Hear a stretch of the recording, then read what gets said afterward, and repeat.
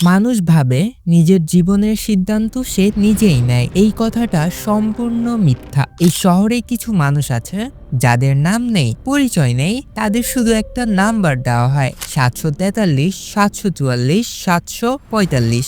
আফনানের number ছিল ৭৪৩।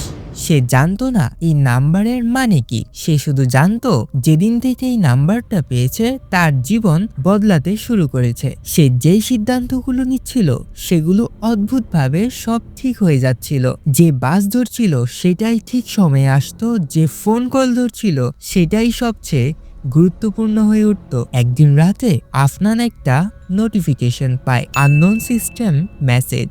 লেখা ছিল, আজ তুমি যে সিদ্ধান্তটা নিবে সেটা আমাদের ছিল। ওই প্রথম আফনান থেমে যায়। সে বুঝতে পারে এতদিন সে সিদ্ধান্ত নিচ্ছিল না, সে শুধু অনুসরণ করছিল। মেসেজের নিচে আরেকটা লাইন ছিল, যদি জানতে চাও কে আমরা তাহলে কমেন্টে লিখো পার্ট 2 চাই, আর সাবস্ক্রাইব করতে ভুলবে না।